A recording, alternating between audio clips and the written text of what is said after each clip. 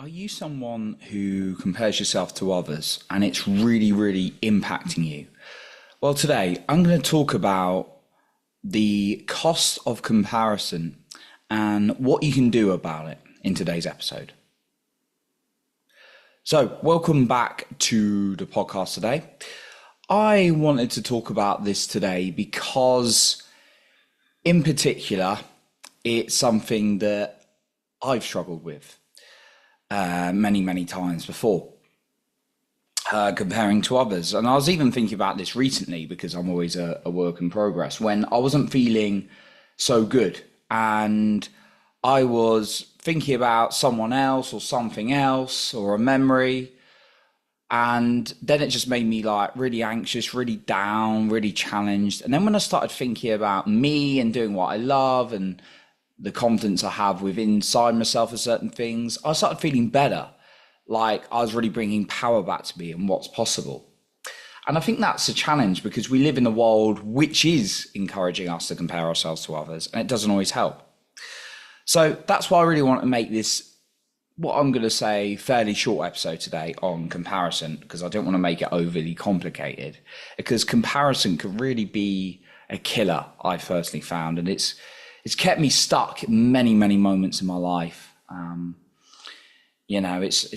remember in the workplace, in my career, it's like, oh, how do I become as great as that person? That person's younger than me, they're in a higher position, and oh, he's got a loving relationship with that great girl and I don't. Or even in my body, it was like I've been fortunate not to have any body image challenges, but I can serious ones. But I remember just being at uni and be like, that guy's ripped. How do I get ripped like him?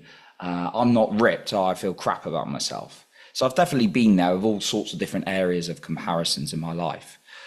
But then when I always come back to me and me focusing on progress, that makes me feel better and confident inside myself when I'm taking that action as well. Of course, if I think, oh, I could be amazing, that can be like a good thought, but then actually not taking the action, then my confidence goes downhill.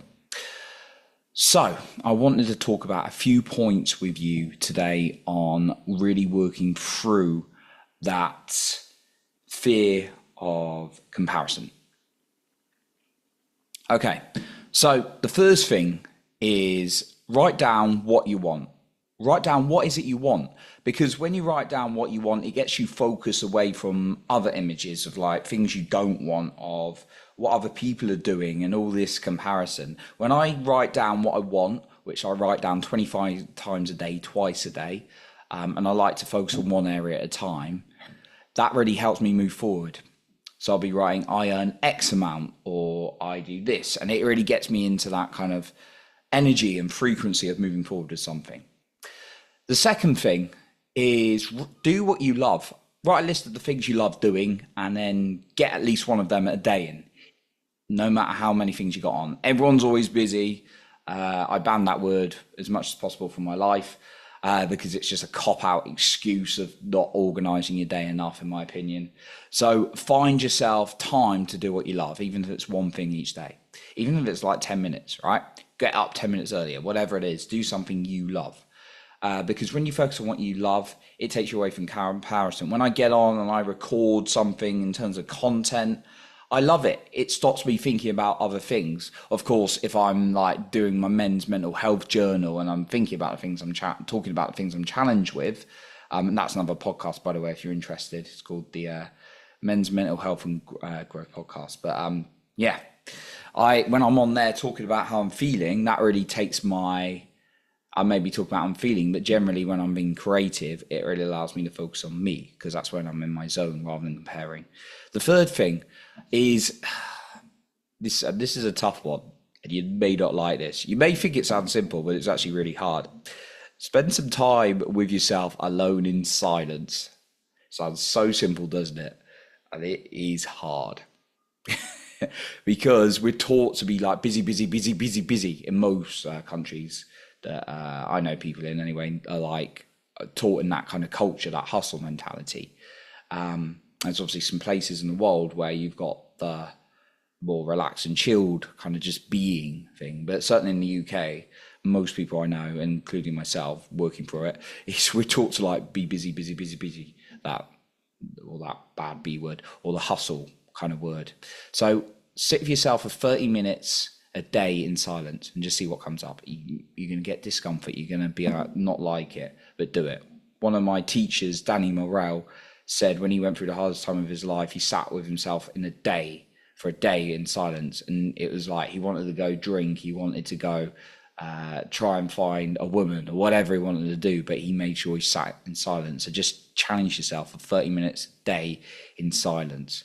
Put your phone away, ideally. Get a stopwatch. Make sure it's not just before something so that you're like not rushing to get back or anything. Find yourself 30 minutes a day to just be in silence with yourself. Do it on your lunch break if you need to. Get up 30 minutes early if you need to. And then you can do the thing you love straight after. And then the fourth point, I would say, surround yourself with great people, communities. What I'm really trying to do is get more in-person stuff. I've got a lot of people in person, but kind of not always on the same wavelength in terms of maybe friendships and situations that have outdated themselves. But I've got a lot of close connections all over the world, but it's great to have in-person ones. But when I talk to those people, or I do talk to my in-person people who are on a sort of similar journey, and again, it's no judgment, that's when I feel really good and I'm not comparing, and I'm just like feeling good with their company and mine. And some people just don't make you feel so good. And then that's when your mind gets into the whole comparison thing and don't feel so good. So that'd be my other little bit of guidance for you as well on that one.